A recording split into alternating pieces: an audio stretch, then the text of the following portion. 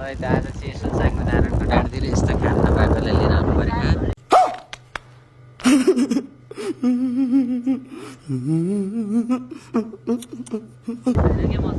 यस्तो यस्तो गरिबी पनि चरम एउटा सीमा हुन्छ नि के छैन अरे यता हेर भन्दा यता हेरी हक्का खान नपाएको खाना यो चाहिँ हेर्दा नि खान पाएको जस्तो त तर खाएको चाहिँ छैन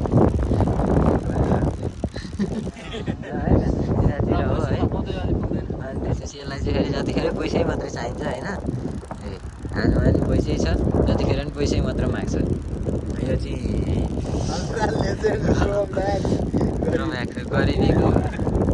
गरिबी पनि यति चरम सीमामा छ कि त्यही हो नि त ल सँग सल्लाह दिउँ कहिले है यस्तो चाङ्गो नारायणको डाँडातिर यस्तो मासतिर तर यो बसन्त भनेको चाहिँ बाँकी नौला दिन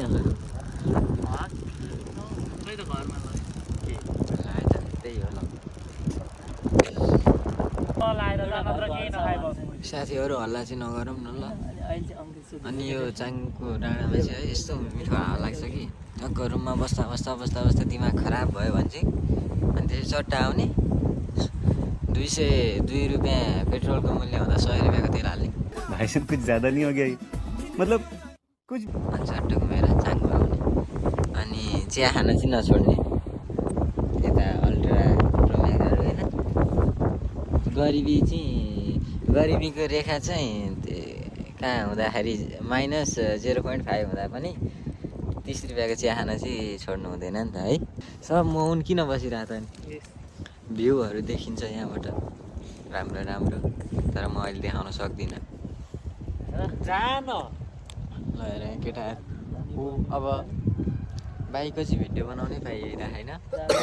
जाँदा चाहिँ बनाउनु पर्छ है त अब चाहिँ चाङ्गो नारायणबाट टक्क हामी ब्याक आफ्नो घरतिर आफ्नो क्षेत्रतिर लाग्दैछौँ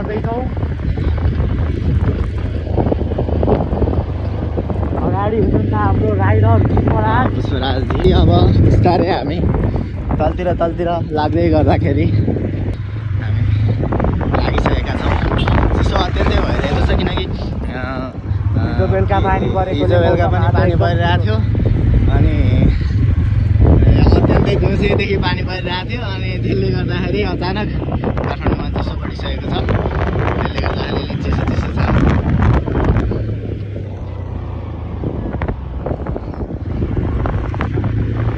यस्तो बवाल एकदम दामी नै वातावरण भइरहेको छ हेरिदिनु होला सबैले ओके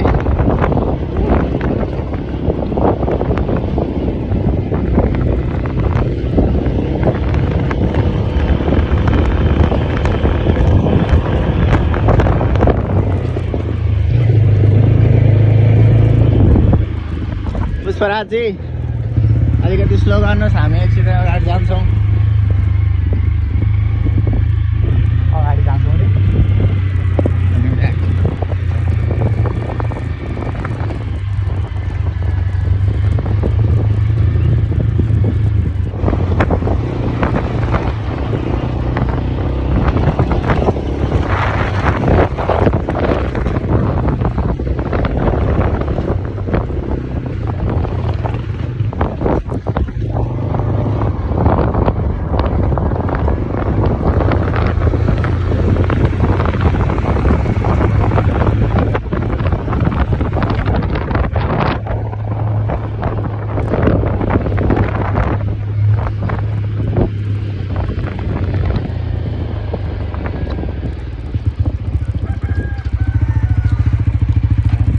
हाम्रो अर्को राइडर